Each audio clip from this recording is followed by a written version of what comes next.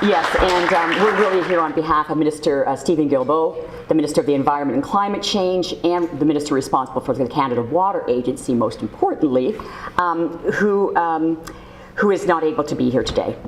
But I'd like to begin by acknowledging that we're gathered here today on the traditional lands of the Anishinaabe, the Haudenosaunee, and the Huron-Wendat peoples. We recognize and respect the deep connection to this land and water and acknowledge our shared responsibility in protecting the environment for future generations. And I wanted to start by just taking a moment, as I said, to thank everyone who's here and my colleagues and everyone that worked, who's not here from every level of government as well, who's been working on this. It really underscores the importance of protecting our fresh water. And we're really gathered to celebrate an important step in protecting one of Southern Ontario's most vital freshwater resources, Lake Simcoe. We all know the lake supports recreation, biodiversity, agriculture, tourism, economic prosperity, Indigenous culture, and it's essential that we work together to protect it for generations to come.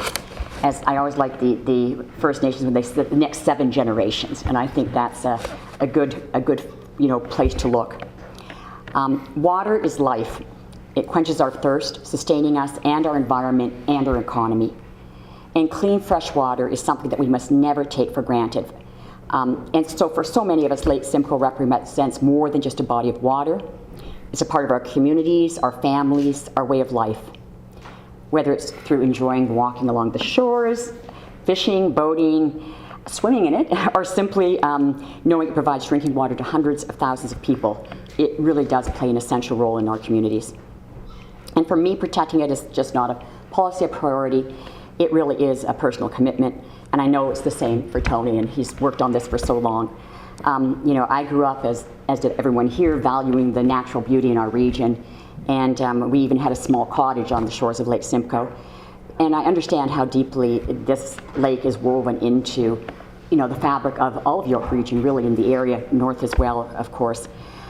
So I do want to thank the Canada Water Agency, the Lake Simcoe Region Conservation Authority, and all the dedicated environmental advocates, including Rescue Lake Simcoe, who's here, and the researchers, the community leaders, and everyone who works to protect our natural resources.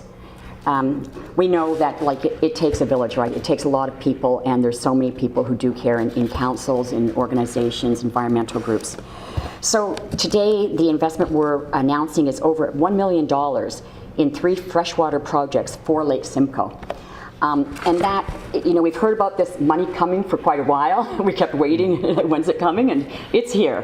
And it's part of the broader commitment through our Freshwater Action Plan, as you probably all know. It's an unprecedented $650 million initiative over the next 10 years to restore and protect our most vital freshwater ecosystems. And I almost didn't want to say the $650 million because $1.2 million doesn't sound as much, but it is over the next 10 years, which probably means there will be more opportunities for Lake Simcoe to have more projects funded to protect and restore it, which I'm very happy about. So as I said, it's more than preserving beauty. Obviously, there's so many reasons why we need to protect and enhance the lake. I just wanted to talk about the projects that are being funded. I think, again, they're all innovative, science-driven, and community-led. The first is the, again, where did they get the numbers right? But okay, $469,570. I would probably rounded it off, but to the Holland Marsh Growers Association. Round up, right? Okay, we'll make it 470. I'll just throw in the extra. And that is to reduce a very important aspect of Lake Simcoe's health, which is reducing the phosphorus loads by promoting sustainable farming. And sustainable farming obviously reduces the phosphorus loads. There's other reasons, though, sustainable farming is an important thing for us to be doing. And I sit on the Agriculture Committee as well as Environment, and for me right now, with what we're hearing from the south of our border, what we went through during COVID, farming is an incredibly important part of our economy, and we have to do more to protect our farmland, to ensure that farming is sustainable, to ensure that it doesn't damage our environment, and that we're working together to make sure that the farmers are supported and that we can do even more. You know, that we need more farming. We need more local farmers. We need more sustainable farming. So I'm really happy to see this. $412,700 to McGill University. And they're looking at management practices to reduce phosphorus runoff from urban and agricultural sources, again, to Lake Simcoe watershed. So that is also, you know, there's a lot of development, as we know, around the lake, and reducing runoff is, again, an important aspect of this. And then last but not least, $412,700. Oh, I guess that was a special number for some reason. There's two the same, but to the Lake Simcoe Region Conservation Authority to reduce phosphorus loads to Lake Simcoe by prioritizing agricultural best practices and assessing their effectiveness under climate change. And I really think that these three projects are going to have, I'm hoping we'll have a lot of collaboration, a lot of sharing of information, because they're all working on something that is so important for the lake. So efforts like this are, you know, supporting community-led efforts, preventing toxic and nuisance algae, restoring the lake's health. This is something our government, and I know both of us, have really been advocating for. And the Canada water agencies I've mentioned, we're so glad to have that in place, starting up. Hopefully it will get funded and be actually there in a while. But it's important, and the partnerships we have with the provinces, territories, with communities, with municipalities, and with farmers, they're so important, as well as, of course, Indigenous communities. And the water agency will be working to bring all of those, to keep moving those along and build them, even make them stronger. So I could talk to you about some of the quotes we have from people about this, but I think you can read those after, and I've been talking a long time, so I'm just going to say that, you know, we really have to continue to work together. You know, our sustainable future doesn't happen. It doesn't happen without everyone here around the table actually thinking about it in every decision we make and everything we do, considering the impact on the environment and the impact on Lake Simcoe. So I hope we'll continue to do that. And I really want to express my gratitude to the Lake Simcoe Region Conservation Authority, the Canada Water Agency, and of course the Hallmarsh Growers Association, as well as McGill, and to my colleague Tony Van Bynen, because he has really been working on this longer than I have, has been a champion, you know, mayor and then as an MP, and this may be, I was just talking to Tony, it may be his last official announcement, depending on what happens on the weekend. So I really appreciate all you've done, Tony, and I think we should give Tony a big round of applause.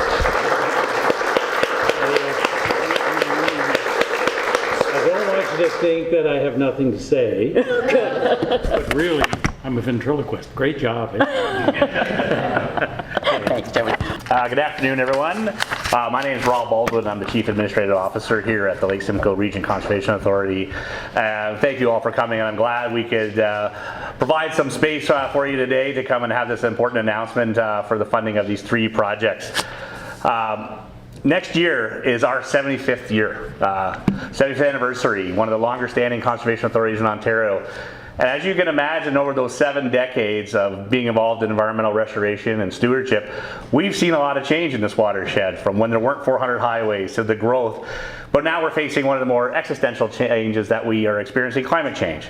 And a lot of this project and the funding that being provided through the Freshwater Action Funding being announced today is to help us assess the best management practices to help our farmers and our rural landowners in mitigating and responding to those climatic changes. Were the practices of 40 years ago or 30 years still as effective today? And that is what this project is really looking at, is to make sure that we are implementing the best management practices that will be resilient into the future. This work is being coordinated in partnership with Toronto Metropolitan University and the University of Waterloo as our academic partners, where they'll be looking at the effectiveness of these traditional best management practices, but also exploring what are the new and emerging techniques that maybe exist out there in the agricultural best management world. We'll be able to refine our strategies. Are we hitting the right spots at the right time? Is it a timing issue? Is it a technique issue? And we'll be able to assess what is actually giving us the best bang for the dollar to ensure that we're achieving that phosphorus reduction that we all value in Lake Simcoe. The other thing about this project is really important is it's why it's being done in Lake Simcoe and the funding is being spent here. The work and the knowledge gathered from this project will be transferable across Ontario and potentially Canada. These practices are those types of practices that can be used in Manitoba and Lake Winnipeg, or they can be used in the Great Lakes Basin that we are part of as well. So that is a big piece, is when you can take that money and help others learn and be implemented in their watersheds. With this support, we certainly will really be able to help our local farmers and build that environmental resiliency that we need. This will also assist in certainly increasing food security, which is a significant topic of today, and really uphold our shared commitment to include and protect Lake Simcoe. So on behalf of our board of directors, our chair, Claire Beatman, and a few of our board members are here, and the staff of the authority, I wanted to thank the Government of Canada as well as Leah and Tony for their support. This funding will be well used, and thank you very much. Good afternoon, everyone. For those that don't know me, I'm Jody Mott. I'm the voice of the Holland Marsh. Some of you will get used to me, some of you won't. And then some of you will just get to see me all the time. Yes, Jonathan, I know where you live. This is a really exciting announcement. We get to work with the farmers again. Farmers are the stewards of the land, and they like their, as Rob has said, they like their best practices, and everybody has talked about different ways of creating filters, buffer strips, or anything else they can do to help erosion and help to protect the watershed and Lake Simcoe. So with this funding, we actually had started at 5 sites, and we were able to maneuver it a little bit and get 7 sites up and running, and we are able to see what kind of technologies created buffer strips, like we did with the cover crops years ago, which actually was funded by the same water agency. And then with the best practices of that, take that and share that with the rest of the farming community, not only in the watershed, but outside the watershed and through Canada. So it's a really exciting time. And we've learned that once we can show the farmers from our practices of what works and what doesn't work, they will then adopt those practices. And it's sort of like the shiny new tractor. Once one gets it, everybody wants them. So we're hoping the new buffer strip word, like cover crop strips, are going to be the nice new shiny tractor for the farmers to make sure that we keep the Lake Simcoe and the environment, and the biggest tool the farmers need, their dirt and their muck, safe and helping the environment. So we are very excited about this. We'd like to thank the government, as well as, I know Tony and Leah put a lot of time and effort into this, and I got to tell you, whoever they found for their staff on these that's managing this project, I'd like to give them a thumbs up too, because it's really gone very, very smooth and aimlessly. And thank you. Well, good afternoon, everyone. My name is Councillor Dave Neeson, and I proudly represent Ward 3 in the beautiful town of Georgina. Thank you for having me participate here in today's important announcement.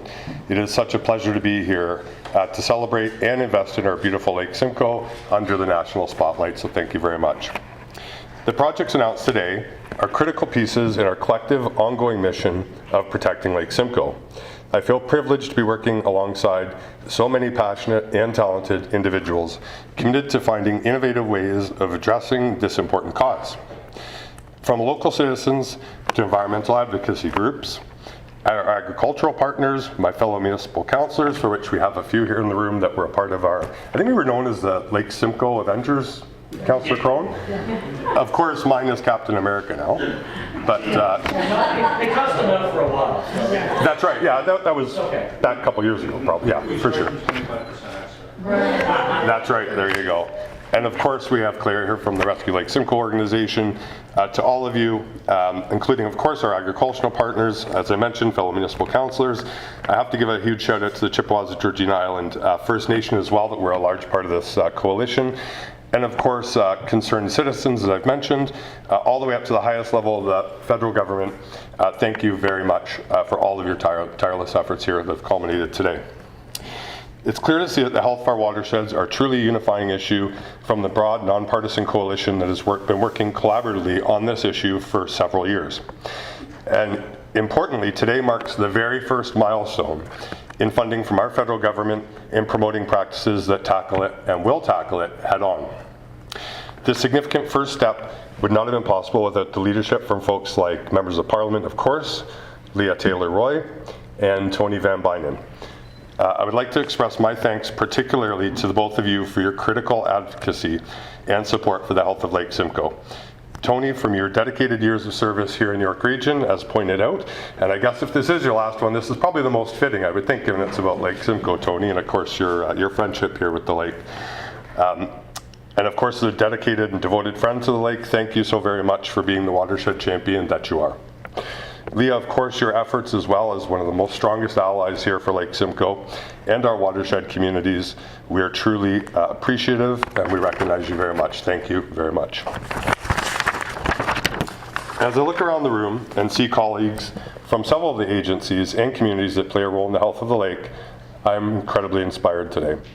These projects funded here today are representative of the collaboration it has taken to see this funding come to fruition. To our academic partners like McGill University, our agricultural partners like, of course, Jody, the Holland Marsh Growers Association, and our regional partners like Lake Simcoe Region Conservation Authority, I'd like to congratulate each of you for successfully receiving funding under the Lake Simcoe Freshwater Ecosystem Initiative. These projects supporting Lake Simcoe and other freshwater bodies of water throughout our country represent more than just recreational opportunities and drivers of economic growth. They are our identity, which breathe life into our communities well beyond our shorelines and our watersheds. As our sources of drinking water, the waters of Lake Simcoe are life. As our good friends and neighbors, the Chippewas of Georgian Island First Nation, would quite aptly say. Lake Simcoe has experienced a wide range of pressures affecting the watershed, including excessive nutrient, pollutants, invasive species, and the impacts of climate change and increasing human activities. And with the committed demonstrated funding of today's announcement showcasing health, Lake Simcoe's health as a national priority, the future of our beloved lake is looking so much brighter. Today's announcement highlights the importance of Lake Simcoe and the health of the communities and waters which surround it. Funding projects like this are a first step in the right direction to ensure the health of Lake Simcoe and its watershed that we all care so deeply for. It's through these types of partnerships and collaborations and working towards the common goal of supporting the health of Lake Simcoe, which is clearly on display here today, that we can all affect real and positive change. The lake holds special meaning to everybody here today in this funding. Is an absolute watershed moment. Whatever your association, we must continue the momentum of this great work of tackling phosphorus pollution here together. Thank you very much, everybody. Hi everyone, I'm Jonathan Scott. I'm a councillor in the town of Bradford West Coulinbury, and I get to share the Holland Marsh with Councillor Ben Verkuyk and Councillor Peter Ferragini, who represents us on the LSRCA board. I'm also the Vice Chair of Conservation Ontario, so I'm really thrilled to be here today to celebrate one of our members receiving this funding to support the important work you do. Conservation authorities based on our watersheds do important, vital work to protect the unique ecology and geography of the areas they serve, and Lake Simcoe, being a ward councillor in Bradford who has the Holland River and the Holland Marsh in my ward, it's very close to heart. And as Councillor Neeson mentioned, many of us around this table have been advocating for the Freshwater Action Fund and funding to come into this particular watershed to protect the lake, and we're thrilled to be here. Got to give a particular shout out to Jody Mott, who is someone that you should never get on the wrong side of. Whether you live in Bradford or you are on the Hill in a lobbying meeting, she is elbows up before Mike Myers made that cool. And Jody, we appreciate everything you do. The farmers already do such a fantastic job stewarding our land and water, and I'm thrilled to see you recognized with this new funding. As a U of T and Queens grad, I'm perhaps less thrilled about McGill getting all the money, but we'll leave that aside. Thank you, Leah and Tony, our two members of Parliament from York Region, for everything you've done. It was about a year ago that we were at Clearwater Farms with Terry Duguid, who was announcing that this fund was opening, Lake Simcoe was included. At some point there was a question whether Lake Simcoe would be or not, so everyone in this room working towards ensuring that happened.